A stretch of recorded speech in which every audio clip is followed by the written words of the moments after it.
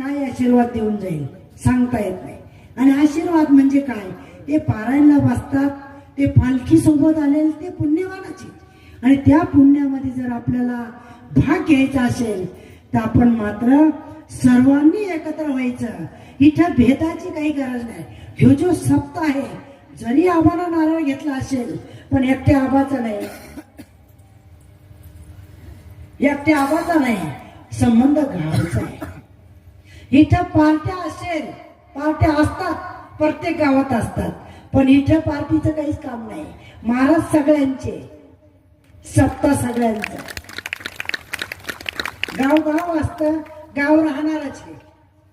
गावाचं असतं ते राहणार आहे, आम्हाला त्याच्याशी काही घेणं नाही देत. परंतु हे सप्ताह आहे तोपर्यंत पुन्हा ही संत मंडळी, पुन्हा ही भाविक मंडळी, आपली पार्टी जरी भेटली पण पुन्हा हे गावात येणार नाही. म्हणून आता आपल्या पार्ट्या आपापल्या जागेवर ठेवा. मायबाप हे परमार्थ आहे, इथं भेद करू नका. आणि घृष्णेश्वर भूमीमधून आमची ही पालखी आली. घृष्णेश्वर महादेव प्रत्येकाला आवडतो. शिवकथा झाली की लोक काय करतात, महादेवाला पाणी घाला, महादेवाला बेल व्हा, असे कथाकार सांगतात. मग आता बरेच लोक शिवभक्त झाले की नाही, आपल्या गावात आहे का नाही शिवभक्त? मग त्या शिवापासून जे 12 ज्योतिर्लिंग तुम्ही केले, शेवटचं ज्योतिर्लिंग आहे तिथून ही पालखी आली. किती मोठे भाग्यवान आपण. येरूळला गेलो तर घृष्णेश्वर भेटतो, येरूळला गेलं तर त्या घृष्णेश्वराचं नाव आपल्या पुढे येतं. पण आता झाले दुसरा दिवस, आज संपुटत आला. काल अजून थोड्या वेळाला पालखी आली होती. तेव्हापासून घृष्णेश्वर भगवान जय, बरोबर आहे का नाही? हा, मग किती मोठं भाग्य आहे. तो महादेव आपल्या तिथे आला. पाणी घालायला आपल्याला महादेव मंदिरात जावं लागतं. नाही नाही नाही नाही, महादेव फुलं घेऊनच तुमच्याकडे आला. किती भाग्य आहे आपलं. म्हणून या भाग्याचा फायदा घ्या. सोडून द्या सगळं द्वेष मनामधले. मला यांनी बोलवलं नाही, मला त्यांनी बोलवलं नाही, त्याने म्हणलाच नाही, माझे खेटून गेला, मला म्हणला असता तर मी आलो असतो. आणि त्याचं काय एकट्याचं सप्ताह आहे का? कशाला वाट बघतात? आणि आपण एवढे पापी आहे का? हे एवढा मोठा आनंद सोडून आणि आपण उगाच घसाडी करू, एवढे पापी आहे का आपण? आपण पुण्यवान आहे. मग पुण्यवानाचा फायदा एवढाच आहे की ज्या ठिकाणी धर्म कार्य चालू असेल त्या ठिकाणी मतभेद सगळे दूर सारून आणि त्यांनी फक्त काय करायचं, राम नाम जिथं असेल त्या ठिकाणी जाऊन तो फायदा घ्यायचा. अखंड, जिथं रामनाम अखंड आहे, खंडच नाही, अखंड आहे. आता बघा तिकडं होम हवन चालू आहे, इकडं प्रवचन चालू आहे, दुपारी पारायण होतं, पारायण झाल्यानंतर सकाळी मला असं वाटतं बऱ्याच काही 5 वाजल्यापासून नाही 4 वाजल्यापासून कार्यक्रम चालू, काकड्यापासून कार्यक्रम चालू आहे. मला असं वाटतं काल्यापर्यंत असा मंडप थोडा सुद्धा रिकामा राहत नाही.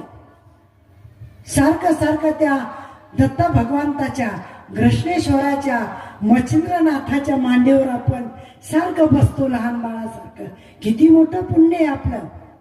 मांडीच्या बाजूला जायचं कामच नाही. पारायणवाले पारायण करतात, ऐकणारे ऐकतात.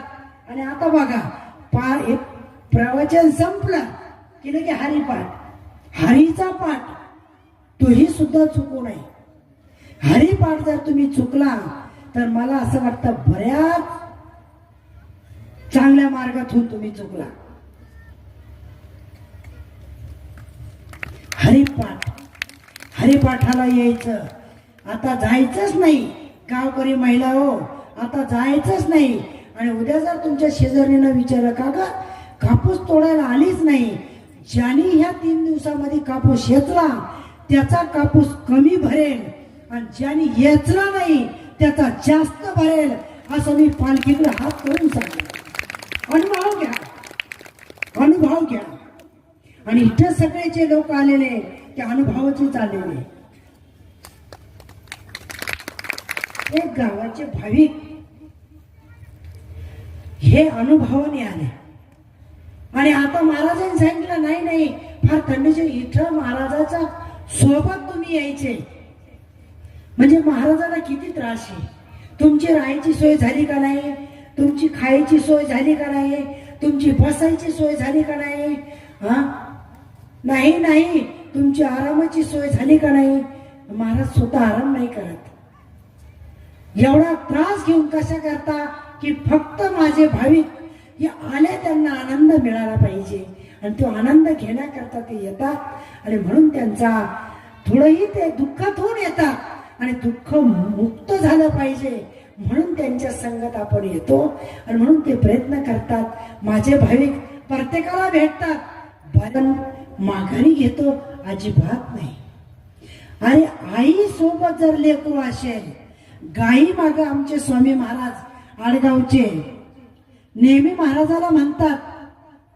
महाराज काही गोष्टीवरून रागायचे, स्वामी नेहमी यायचे आणि त्यांना शुगर होती. त्याच्यावरून जर कधी स्वामीला रागवले तर स्वामीला सांगायचे स्वामी हे असं चांगलं नाही, हे असं नाही करायचं, नाहीतर तुम्ही यायचंच नाही. स्वामीला गोड उत्तरामध्ये अगदी गोड शब्दामध्ये उत्तर द्यायचा. गाई माग वासरू येणारच चकारात्मक. एवढ्या मोठ्या संतांनी असा शब्द म्हणावं किती पुण्य आहे, किती पुण्य आहे. आणि मला असं वाटतं संत तुमच्याकडे होतेच पण पुन्हा आपल्याला जास्त पुन्हा संत भेटावं याची भरपाई अजून मिळावं, अजून अजून आनंद मिळावं त्याच्याकरता पुन्हा दुसरे संत फक्त स्वामीमुळे तुम्हाला भेटले. स्वामीजी जर इकडे नसते तर इकडे आमचा काही संबंध नव्हता, काही संबंध नव्हता. आणि तुमचे मग दगड बंद करायला कोणीच नव्हतं तात्या. मग दगड बंद करायला स्वामीने तिकडे पाठवलं म्हणून जमलं. कोणी होतं का दुसरं? हा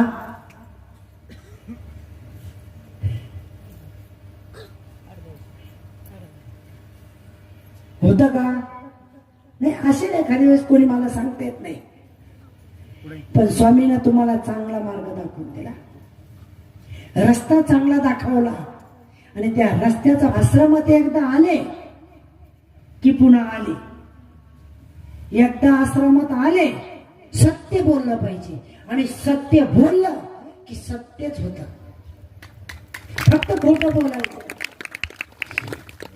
आणि माझा विषय असा आहे, माझ्या जिभेला आतापर्यंत ह्या जिभेवर मी कधी खोटं येऊ दिलं नाही. आणि जोपर्यंत हे करायचंय, ही गादी आहे, तोपर्यंत खोटं येऊन देणार नाही. ज्या दिवशी खोटं आलं त्या दिवशी महाराज राहणार नाही, ही प्रतिज्ञा. कारण दुर्बुद्धी म्हणा कदा ना उजू नारायण. दुर्बुद्धी कधीच देऊ नको. चांगलं बोलायची बुद्धी दे. बरं, चांगलं बोलायला सुद्धा तेवढेच कष्ट कमी लागतात, उलट कमी लागतात. आणि वाईट बोलण्याकरता, पाणी पिण्याकरता खर्च कमी लागतो, दारू पिण्याकरता खर्च जास्त लागतो. वाईट बोलण्याकरता खर्च जास्त जातो. शरीरातून राग येतो, रागवतो माणूस आणि मग क्रोध तयार होतो. क्रोध तयार झाला का शरीरातलं एक बुंद रक्त कमी होतं, एक बुंद.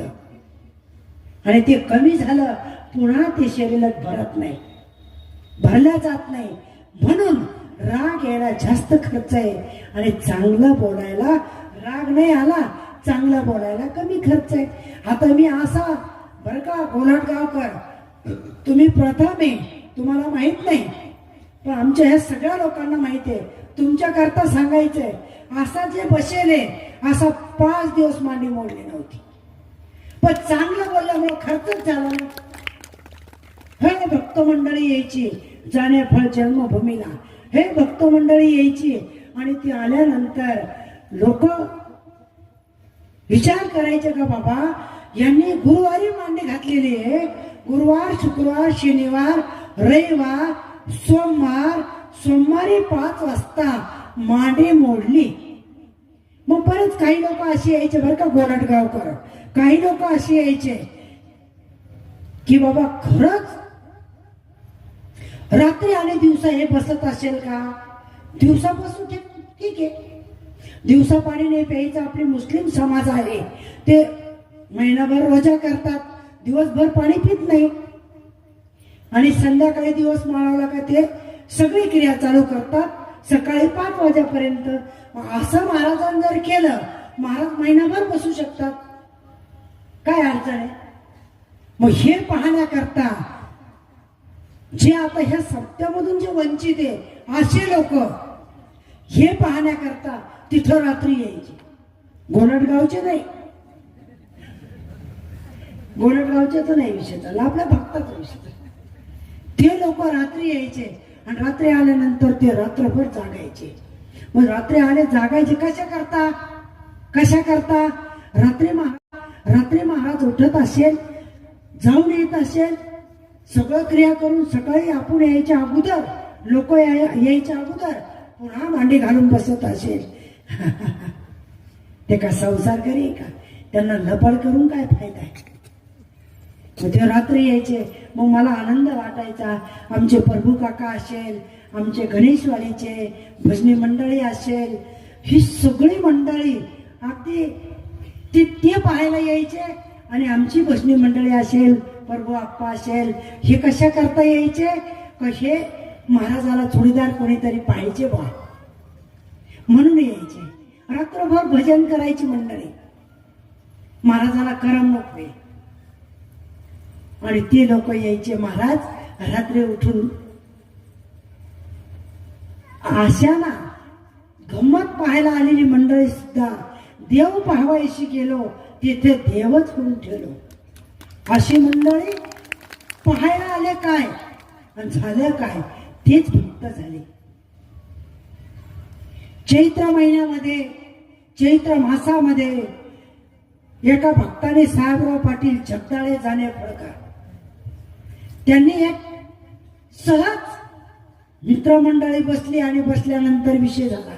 ते म्हणले का हो आज गुरुवार आहे, हो तुम्हाला जायचं असेल? फकीर पाटील आमचे जगदाळे बरीच मंडळी ती बसली आणि का हो तुम्हाला जायचं असेल फकीर पाटील? कुठं? आज जाणे फळ आपलं गुरुवार आहे ना, दत्त मंदिरावर जायचं असेल? हो. मग तुमच्या बाबाला सांगा ना, खरंच तुमचे बाबा असेल चैत्र महिन्यामध्ये पाऊस येईल का? आणि पाऊस आला तर आम्ही खरं मानू. ठीक आहे. आले ती मंडळी. गुरुवारचा दिवस, पेशंट बसलेले, त्यांचे काही असलेले संकट दूर करण्याकरता तुमचीच राख मी काही कोणाला देत नाही, तुमच्याकडून काही घेत नाही, तुम्हाला तुमचंच देईल, मी तुम्हाला काही देत नाही. फक्त सत्मार्गाला लावायचे.